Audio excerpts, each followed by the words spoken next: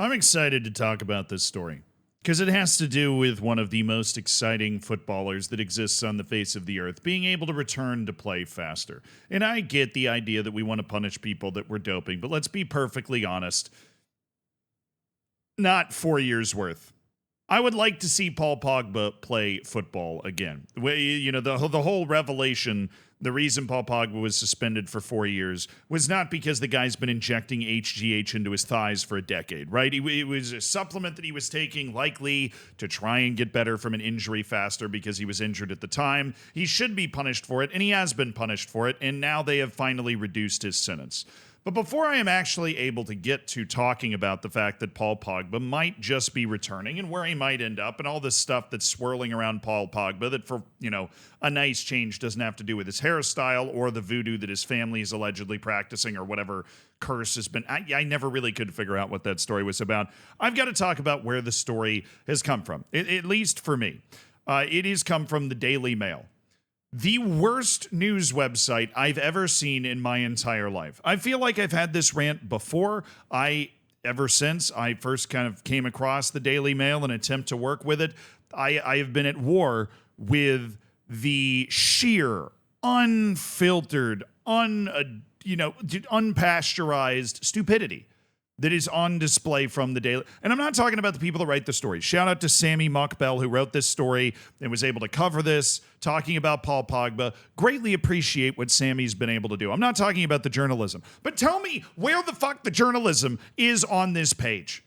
Okay? Now, there are people that make a lot more money than me, right? That wear much nicer suits than me, that sit in much bigger offices than me, that are making these types of decisions. And those decisions are, we need to jam as many ads on this page as humanly possible. And once you think we can't jam anymore, we're going to just have more pop up, and we're going to have a video autoplay in the bottom right, and we're going to have whatever the hell this is pop up.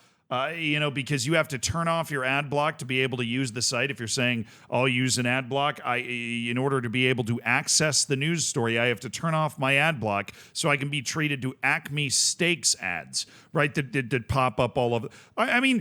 Tell me where I'm supposed to be able to find this story. They're padding their viewer numbers for some fucking press conference that nobody wants to watch. Right? This is not what I opted into. I clicked on a story about Paul Pogba's doping sentence being reduced, and now I've got an auto-playing video, a press conference from Erling Haaland talking about throwing a ball at the back of the head of an Arsenal center back, right? The text is hidden underneath that video, right? You need to be a forensic investigator to be able to find where this story is and where it isn't. Now we've got an ad video playing. Now we've got a picture of Paul Pogba, which kind of makes sense, but it's hard to even pay attention. Like, I'm not somebody that has actual issues paying attention, right? I don't have a diagnosed issue being able to focus on things, and I find it incredibly difficult to focus on things when the entire damn page is flashing at me. Do you know what this makes me want to? This makes me want to throw up. This makes me want to never use the Daily Mail again for anything. In fact, the only reason that I'm here from the last time that I got mad at the Daily Mail for just being the most brain-dead website I've ever accessed in my entire life is because they happen to be holding this one story. I'm not kidding. If I open a tweet, Reddit thread, Instagram post that takes me to the Daily Mail, I close it instantly. Instantly. Why? Because this is annoying.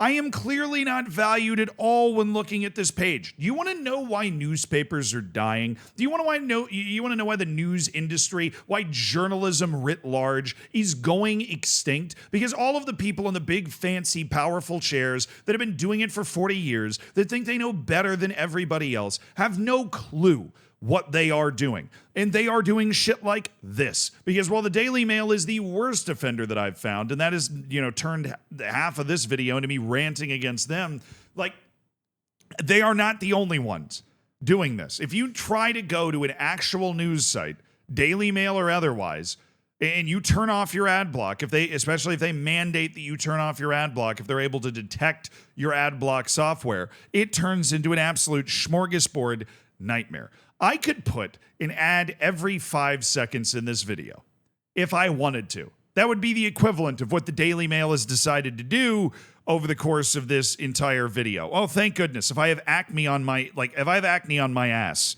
this is really going to help me. Because then, I mean, look how far I can scroll. It's all ads. This thing's been over forever. I just found the comments section and it went away again because we've got more ads. I mean, is the comments section hidden in this? It'll just keep refreshing ads as long as I want. There's the comments section. 160 comments. I'm surprised 160 people could fucking find the comments section. I mean, this actual article is probably like, you know, a page worth of information, which is cool. You know, brevity is a valuable tool, but it's just been buried under this. You know why I don't put an ad every 5 seconds on my YouTube videos, which is the equivalent of what they've done here? Because it's annoying. You know, like, obviously, I'm making these videos. I want to make money. I want to be able to pay my editors. I want to be able to make big, awesome Hidden Grounds videos and do big, awesome streams and be able to pay for that with the money that we make. But I also don't want to give you a product that makes it feel like the only point is me making money. And honestly, if I put an ad every 5 seconds in this video, you wouldn't watch it. And I wouldn't blame you. People misunderstand this all the time. I won't pretend to be the greatest expert of it, but I am somebody that has managed to make a living making YouTube videos that people don't find reprehensible and running a brand and running channels that don't, I mean, sometimes I annoy people. Sometimes I annoy myself, right? But that generally don't annoy people, that aren't off-putting for people in the way that this website really makes me want to give myself an ice pick lobotomy, right? But the most important thing is to have people not hate you, right? Unless you're like one of those people like Jack Doherty or any of these other streamers that they're only getting talked about when they're getting canceled, and that's the only way they can make money. Good for them, right? Except not good for them. Stop being a shitty human being. I don't understand what goes on in a human being's brain where they look at this and they believe they are providing a user experience that somebody would want to return to again. You want to know why The Athletic does so well? Their website doesn't fucking look like this. You pay a subscription fee, you go into the article, and it's, you God forbid, the actual article that you get to just read the words and digest the information. The Guardian's another solid example where the ads aren't shoved down your throat and you're actually able to read the information. Both of those outlets that we use a lot for the different stories that we're talking about on this channel. But the Daily Mail, this is sadistic. It is stupid. If you are writing for the Daily Mail and you are a journalist with any self-respect at all, I think you should leave. I really do. I don't think that anybody's work should ever be couched in this many ads and taken less seriously than the Daily Mail takes. This is the equivalent of a going out of business sale. That's what this is. It's a going out of business sale. They're trying to maximize the last couple people that are dumb enough to think that this is the only way they can digest information. And I am braving it to tell you about Paul Pogba. So I'm done talking about how unbelievably stupid the Daily Mail is and what a lack of understanding is just absolutely ruining the entire journalism industry, an industry that I love, right? I couldn't do what I do if there weren't really good reporters out there actually reporting on this information so that I can then read it and react to it along with you guys, right? Like there is a step before. I mean, sometimes I actually do a little investigating. Sometimes I dig up the facts for myself, but more often there's somebody that's written an excellent article that not enough people are paying attention to, and I try to shine a light on it, right? And these idiots are killing journalism. Now for Paul Pogba. His ban was 4 years. It has been slashed all the way to 18 months. That's great news for the reasons that I was talking about before. I feel like that's probably a fair punishment. And he was initially, with that 4-year suspension, facing a possible retirement. Now, what actually caused the reversal? So if you can look through the ads for a second, he appealed the ruling to the Court for Arbitration of Sport, and they allowed him to recommence training in January of 2025, which means Paul Pogba is going to go from MIA to being a relevant player again in January 2025. Of course, he is still on the roster at Juventus, which is going to complicate things a little bit. Pogba did release a statement. I'll get you that. Finally, the nightmare is over following the decision of the Court of Arbitration for Sport. I can look forward to the day where I can follow my dreams again. I always stated that I never knowingly breached World Anti-Doping Agency regulations when I took nutritional supplements prescribed to me by a doctor, which does not affect or enhance the performance of male athletes. Really, you already got it reduced. You don't have to try and, paint your picture anymore. I play with integrity, and although I must accept that this is a strict liability offense, I want to place on record my thanks to the court. This has been a hugely distressing period in my life because everything I've worked so hard for has been put on hold. Thank you again for the love of the sport, and I can't wait to get back on the pitch. Cool. I mean, this is one of those things the world will never know if he actually took it knowingly or not, but I already talked about even if he did take it knowingly, this guy wasn't injecting HGH into his thighs. He was taking a supplement that happened to be on the ban list, right? This is not one of the more unbelievably serious supplements, and it is possible. You hear horror stories. This happens a lot in American sports of people taking some sort of over-the-counter. He said this was prescribed to him by a doctor, which is a different level, right? But taking something over the counter that happens to have one substance in it that is banned. And then there are also examples of people, willingly, Lance Armstrong, circumventing the rules of a sport militantly for a decade.